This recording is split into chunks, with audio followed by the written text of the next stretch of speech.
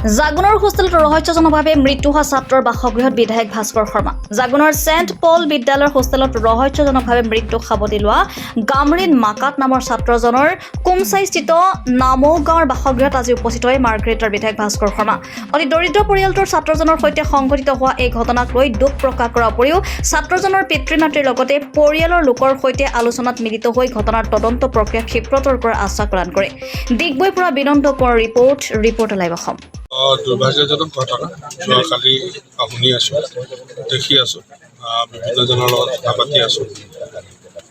এনেকুৱা ঘটনা আগে পিছে আমি দেখা নাই। একেলগে থকা ৬-৭জন ল'ৰা, খুবেই কম বয়সৰ ল'ৰা হোষ্টেলত। আৰু এই ঘটনাটো চাবলৈ গ'লে ছুইচাইড বনোৱা গৈছে। কিন্তু কেনেকুৱা কি হৈছে প্ৰশাসনে তদন্ত কৰি আছে। প্ৰশাসনে তদন্ত কৰি কি পায় তাৰ ওপৰত আমি আশাবাদী। গতিকে এনেকুৱা ঘটনা হ'ব নালাগে। দুৰ্ভাগ্যজনক ঘটনা বুলি মই ক'ম। আজি আহিছোঁ, মই মাক বাপেকৰ লগত ৰাইজৰ লগত কথা পাতিছোঁ। যিখিনি কৰণীয় নিশ্চয় আমি কৰি যাম।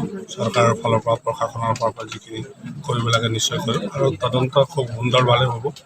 আৰু তদন্তত কি ওলাই চাই ল'ম। যদি প্ৰশাসনক আমি টাইম দিব লাগিব। 2 এদিন তেখেতসকলে ইতিমধ্যে সকলোকে এৰেষ্ট কৰিছে, যিখিনি লগত আছিলে। আৰু তাত ৰুমটোৰ ভিতৰত যিজন চকীদাৰ আছিলে বা ৰান্ধনী আছিলে বা ঘৰৰ মালিক বা স্কুলৰ মালিককো ইতিমধ্যে পুলিচে এৰেষ্ট কৰিছে আৰু তদন্ত চলি আছে। আমি আশাবাদী।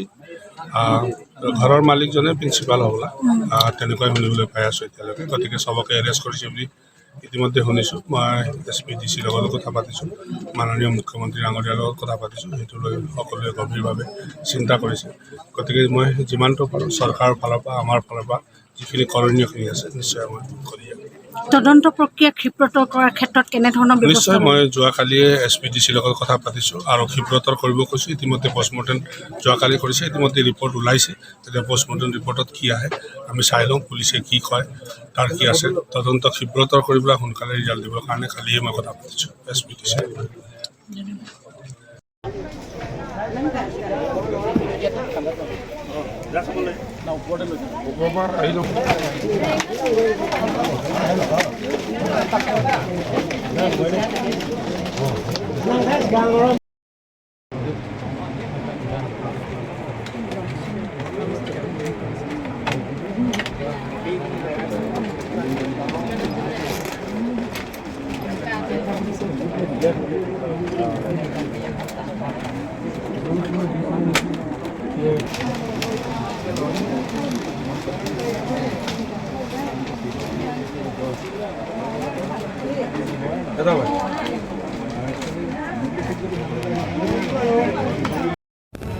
Reporter live Assam.